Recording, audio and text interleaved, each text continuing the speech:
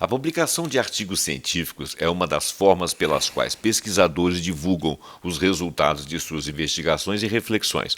Para que um artigo seja publicado em periódico científico, algumas qualidades são requeridas. O tema deve ser relevante, a pesquisa deve ser de qualidade e o relato deve ser bem feito. Mesa de debates. Oferecimento Unimed Juiz de Fora. Baixe o aplicativo. Seu plano em suas mãos.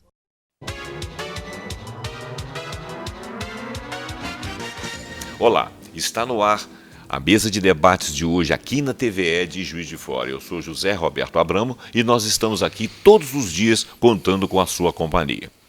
Bom, hoje nós vamos trazer um assunto de como confeccionar um artigo científico. Bom, para o leigo, o que é preciso você ter, em primeiro lugar, para ousar fazer um artigo científico? O que é um artigo científico? Nós trouxemos aqui o Oleg Abramov para responder essas perguntas para nós e muitas outras que vão aparecer. E o meu amigo Ronald está aqui para me coadjuvar nessas perguntas, né? Eu torço para que o Ronald saiba mais do que eu sobre isso. É questionável. É questionável. Oleg, então é um prazer ter você aqui. Prazer todo meu. Vamos começar falando aí sobre o artigo científico, né? Brincadeira, gente, eu sei o que é. Mas assim, não é uma coisa corriqueira, né? E o artigo científico ele tem que ser uma coisa muito bem produzida, porque eu, por exemplo, quando eu quero saber uma coisa com alguma fidelidade, eu vou atrás de um artigo científico. Ainda que eu sinta dificuldade de entender as terminologias. Mas eu prefiro ir lá, porque lá eu tenho confiança, né? Você abre a internet, aí está tudo aberto, está tudo sendo falado, tudo sendo dito, e a gente não sabe a confiabilidade daquilo. Diz aí o que é o artigo científico, quais são os passos, fala para a gente. Perfeito. Primeiro agradecer a oportunidade, acho que é um tema muito interessante para ser debatido. E a gente está vivendo agora também um momento, né, da popularização de alguns intelectuais, né, que estão se tornando intelectuais públicos. Então é interessante a gente tornar essa conversa também uma conversa mais acessível, né? Isso. Para estimular as pessoas, né, jovens e às vezes nem tão jovens assim, a ingressar nesse mundo acadêmico, de buscar produzir conhecimento, né? Igual o senhor falou, né? Antigamente quem dava notoriedade às coisas era a religião, né? Século XV, século XVI, a partir do século XVII e XVIII passou a ser a ciência. Então a gente não pode muito se dar o espaço de achar, né, as coisas. A gente tem que buscar, sim, informações fidedignas. E a publicação científica ela cumpre esse papel, né, para a sociedade. Ou seja, não é uma coisa fechada apenas no mundo acadêmico, né? Presta esse serviço. Porque ela, inclusive, é avaliada, né? Exatamente. E a gente, assim, comparando, né, esse último período histórico nosso, vamos pegar, por exemplo, da época da minha graduação para hoje em dia, mudou muito. Na época da minha graduação, né, não tem tanto tempo, eu me graduei em 2003, a gente percebeu que para você ser um cientista, né, para você dar sequência à sua vida acadêmica, você tinha que se deslocar, sair de Juiz de Fora, ir para o Rio, ir para Belo Horizonte, ir para São Paulo. Eu me recordo nessa época que eu me recordo de 4 programas de pós-graduação na UFJF. Né, eu sou formado disso daqui, né? Então eu lembro que aqui tinham 4 programas que eu conhecia. E hoje em dia são dezenas, né? E do mesmo jeito também a disponibilidade de dados, né? Naquela época eu ainda peguei um pouco isso, a gente tinha que escrever muitas vezes para outra universidade para solicitar uma cópia de um artigo que estava lá no arquivo. Eu lembro disso. Né? E vinha esse artigo para a gente ter acesso à informação. Hoje as bases de dados são monstruosas, a gente fica até perdido. E aí vem, inclusive, um risco, né? Que com tantas informações, quais são aquelas mais fidedignas? Exato, né? Quais são aquelas que você pode realmente ter como maior confiabilidade? Eu costumo sempre dizer, nesse momento é sempre importante ter orientação de uma pessoa que está mais experimentada, né? Os professores dos programas de pós-graduação, os orientadores de tese, dissertações, né? Que um pouco ajudam a gente a balizar esse caminho até a gente um pouco tomar nosso próprio pé, né? E a produção científica ela acompanha isso, né? Antes eram muito poucas revistas, todas elas impressas, muitas vezes caras. Hoje em dia não, hoje você tem muitas plataformas. Cada universidade tem pelo menos uma revista em cada departamento. E quando não tem, inclusive, isso acaba retirando nota nas avaliações periódicas que o MEC faz. Existem revistas de pós-graduação, existem revistas de núcleo de pesquisa, existem revistas até de graduandos, né? Todas elas disponíveis na internet, de acesso livre, e aberta também para contribuição. E elas passam sempre por sistemas de avaliação, então elas são revistas confiáveis. Sim, sim. Todas elas. Nós temos até no Brasil a plataforma Sucupira, que é interessante para quem quer desdobrar esse papo, né, ir lá visitar, que ela ranqueia as revistas, né? Existe um sistema de notas. Você começa do A ao C e variações de número, A1, A2, B1, B2, B3. Então você quer uma revista que tenha mais notabilidade, notoriedade, você vai naquelas que são melhor classificadas, ranqueadas. As outras, o que não significa que as que são não tão bem ranqueadas sejam ruins, muito pelo contrário. Mas às vezes depende daquilo que qual é o seu estágio, né, na sua investigação. Por exemplo, um aluno do mestrado que vai fazer sua primeira publicação, eu recomendaria, sem nenhum problema, sem nenhum risco de errar, a buscar uma revista B5, C, sem problema nenhum. Ou às vezes você é até um autor mais experimentado, mas você ainda não está com o seu objeto redondinho, mas você quer publicar aquilo, né, aquele estágio da sua pesquisa. Então você pode, e inclusive isso ajuda, né? Às vezes aqueles que tomaram a iniciativa de montar uma revista, de ter um autor um pouco mais experimentado, num estágio de pesquisa um pouco, que está um pouquinho ainda por concluir, ir lá publicar, isso ajuda muito. O autor de renome também levanta um pouco a classificação da revista. Com certeza, ajuda muito. E como o senhor falou, assim, existem sempre, todos os artigos eles são revisados, ele tem hoje o sistema mais usado é a da avaliação anônima. Então, por exemplo, quando eu submeto um artigo, eu tenho inclusive que no Word retirar todos os meus dados, né? Não pode ter nenhuma identificação de que aquele programa é meu, não posso me citar no texto, não posso assinar o texto. A gente submete e isso vai para alguns pares, 2, 3, 4, depende da revista, que avalia conteúdo, forma, exposição, relevância, etc., para ela ser publicada, né? Então ela tem um processo rigoroso. Eu mesmo fui parecerista algumas vezes de algumas revistas, então a gente tem toda essa preocupação, né, em observar esses critérios. E uma vez publicada, você pode enriquecer o seu currículo, né? E principalmente se houver citação de terceiros, né? Evidente. É também um critério muito interessante para você ver a repercussão dos artigos, né, daquilo que você produz. Né? Eu tenho um determinado intelectual no Brasil atualmente, muito polêmico, e que uma das críticas que o camarada fez, por ele ser autodidata, é que ele não tinha citação nas publicações dele.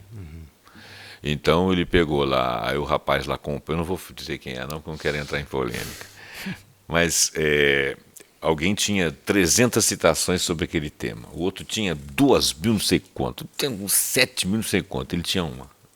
Aí ele falou, só por isso aí você vê que ele não é confiável. É verdade. Quer dizer, isso também tem a ver, né? É verdade. Se ele é confiável e se ele está naquela revista ali, ele ranqueia ela para cima. É verdade. Mas você quer falar?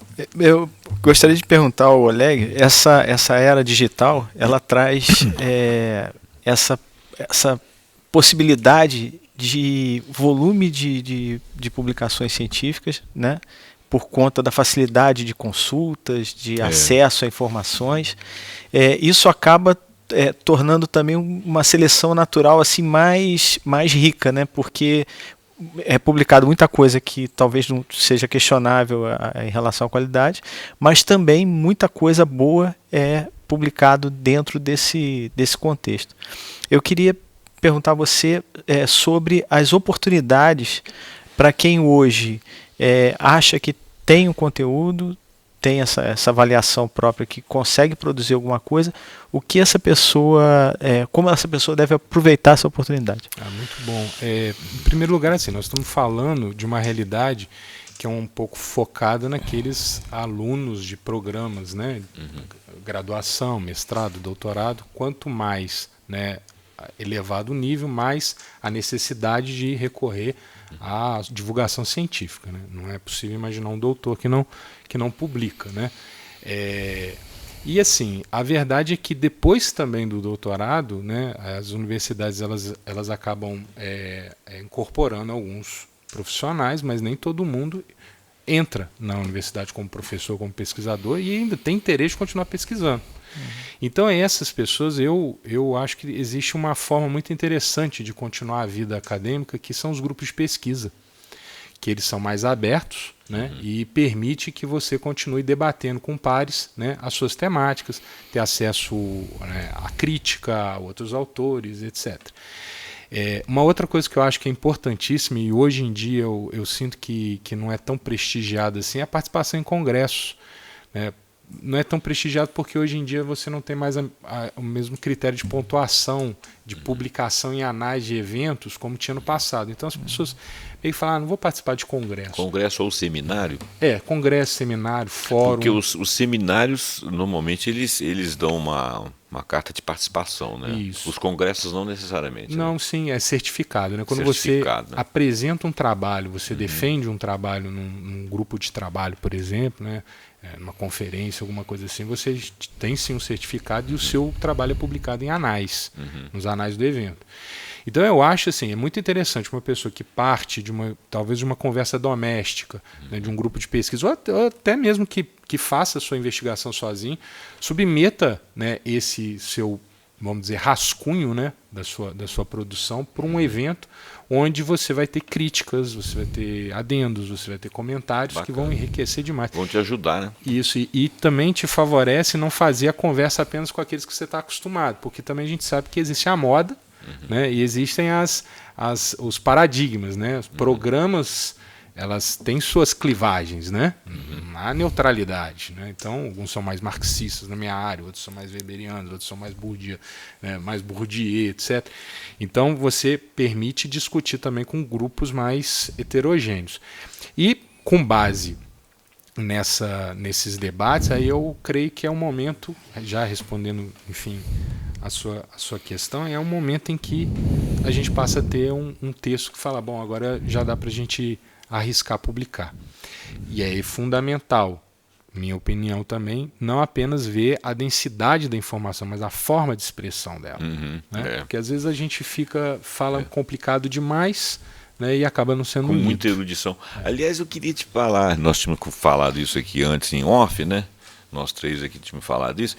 Eu queria que você falasse o passo a passo, entendeu? Para a pessoa que pensa publicar um artigo, eu até falei com você que eu havia lido, né? E a monografia que eu li, o cara deu uns conselhos muito interessantes que seria bom que você resumisse aí para nossa assistência. Sim.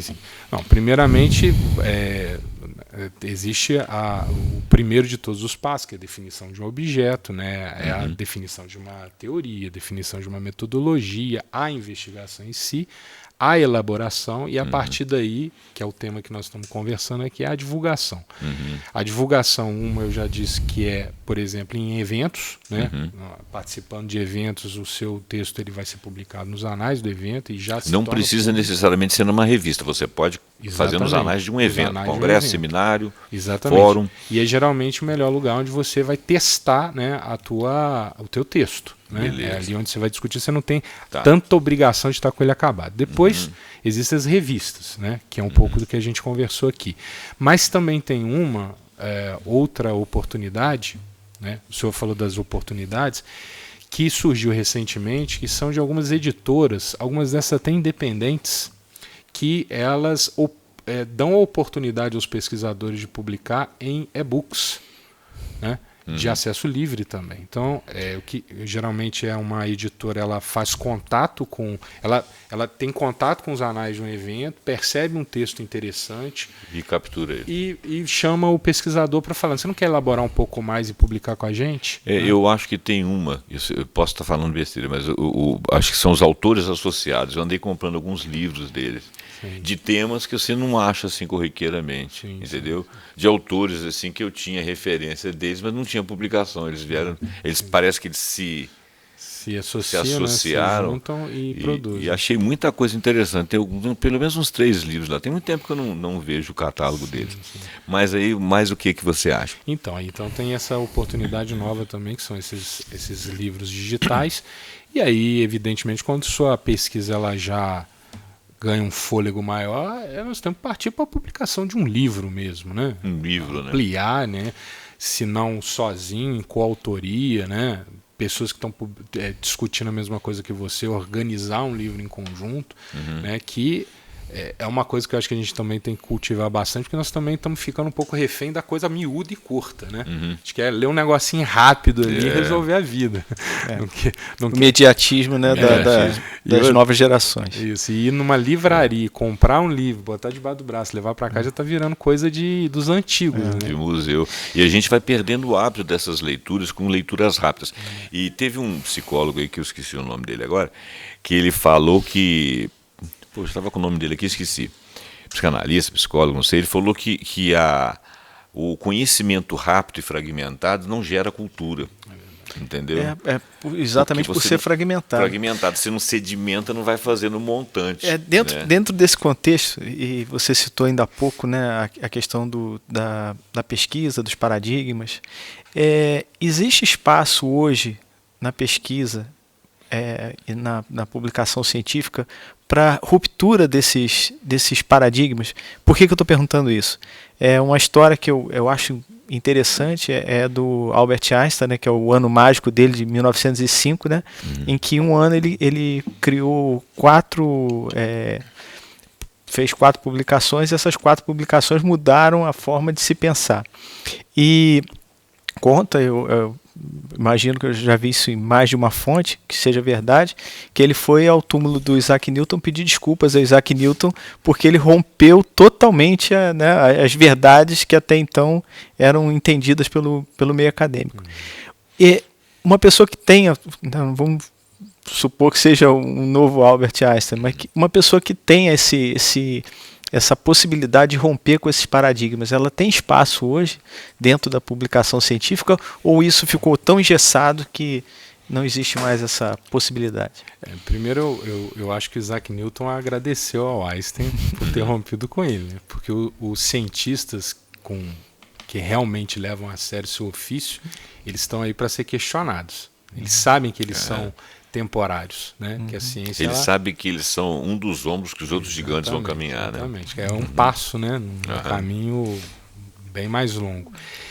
O fato é que essa temática ela dá um livro, né? Que é os paradigmas na realidade, existe hoje, vamos fazer uma leitura de hoje. Nós temos grandes paradigmas, mas nós também temos pequenos paradigmas, nichos de pessoas que produzem meio que com a mesma linguagem, com os mesmos pressupostos, e são lidos entre si, né, e agem como um paradigma paralelo.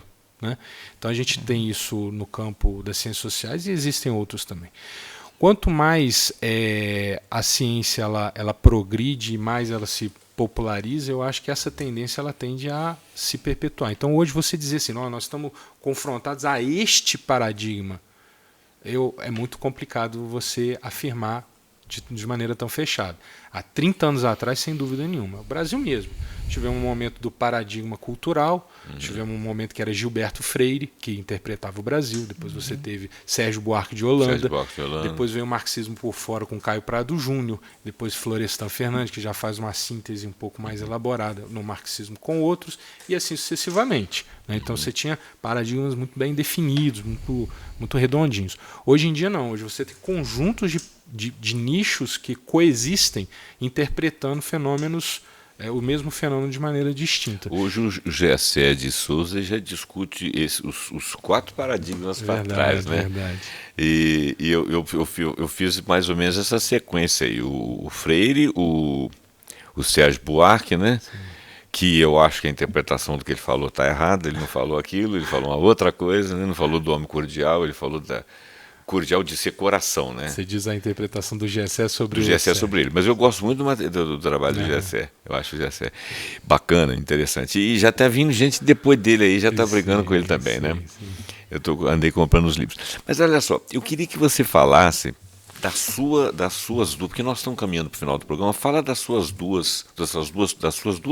publicações científicas, seus artigos científicos aí, para a comunidade saber que nós temos aqui em Juiz de Fora um conhecedor da área. Agradeço. Eu tenho me dedicado a pesquisar os regimes de bem-estar. Né? O que seria regime de bem-estar? É mais ou menos aquilo que a gente popularmente chama de estado de bem-estar, mas com uma elaboração um pouco distinta, né? Menos econômico e mais político ou o contrário? Não, mais na perspectiva de não ficar fechado na ideia de modelo e nem que ele está ligado a uma noção de modernização. Ah, entendi. Né? Então, eu acredito que existem regimes que são produtos de trajetórias nacionais distintos, são tão válidos uns quanto os outros, e a gente não tem que necessariamente dizer este é melhor ou aquele é melhor, né? E também não existe uma caracterização única, esse é de perfil liberal, este é de perfil social-democrata e tal, como era uma certa categorização que existia anteriormente. Situando isso à esquerda, à direita, à extrema esquerda, à extrema direita. Eu entendo que existem mixes, né, que existem híbridos, né, que são produtos de histórias nacionais e que têm a ver com realidades que são próprias. E aí, bom, dentro dessa ideia, porque a China parece que é um dos países que mais pratica atualmente o bem-estar social, né? A China viria de uma modalidade que é chinesa. Essa é um dela, pouco né? a minha Tanto versão. é que lá era comunista, né? Isso, exatamente. Então, já a Alemanha... Exatamente. Então, assim, por mais que a gente também tenha no horizonte as boas práticas internacionais um pouco como o nosso guia, e há que se praticar isso nos gestores públicos, né? Porque a gente vê muita gente querendo inventar a roda e não olha o que deu certo lá fora, em outras experiências. Que é muito mais simples. Né? E acaba a gente perdendo tempo com isso. Mas também a gente tem sempre que matizar essas boas práticas à luz da nossa realidade. Então, esse é um desses artigos que eu publiquei recentemente, comparando o regime de bem-estar no Brasil com o México, na perspectiva de olhar como as reformas de caráter residual no Brasil e no México na área da saúde acabam não sendo a mesma coisa. Para ser prático, né? O ano passado, o presidente Michel Temer estava falando muito de uma ideia de um seguro popular de saúde, um plano de saúde popular. É uma experiência exitosa no caso mexicano, fato. Mas ele não tem absolutamente nada a ver com o SUS.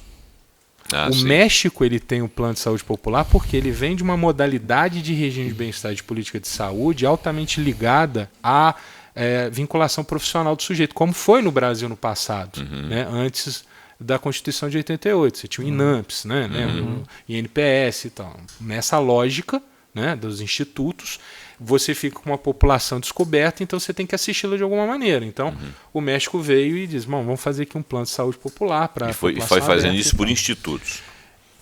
Para cobrir quem não estava no instituto, né? Então veio o plano de saúde. Nós não, nós temos SUS. Nosso que é um modelo plano universal, integral e etc. Então, que é um modelo que, se tiver capital, funciona, né? Exatamente. E melhor do que o do México. Isso. Então, essa é um pouco para debater nesse sentido. Então, eu venho estudando o regime de bem-estar. Beleza. Olha só, gente. Infelizmente, a gente vai ter que terminar aqui o nosso programa. E logo agora que a conversa estava evoluindo tão bem que ele ia trazer, né? Passar rápido. Passar rápido. Ele ia trazer os assuntos de hoje para as coisas que ele está discutindo, porque afinal de contas você é um cientista social, né? E cientista social e análise é o que nós mais precisamos nesse momento. Mas a gente tem que terminar, então eu vou agradecer ao Oleg Abramov, que só não é meu parente por causa de um V. Vou agradecer aqui, meu amigo, aqui. O Ronald, que esteve aqui nessa tarefa de extrair o conhecimento do Oleg, e ele promete voltar em outras feitas aqui para trazer mais conhecimento para a gente. E eu quero agradecer você que nos acompanhou até aqui, pedir para que você curta, você compartilhe, se inscreva no nosso canal, ativando o sininho, comente, faça alguma pergunta, deixe a sua pergunta que a gente transmite a quem você quer endereçar, e nós estaremos sempre aqui, e até amanhã com outro vídeo. Muito obrigado.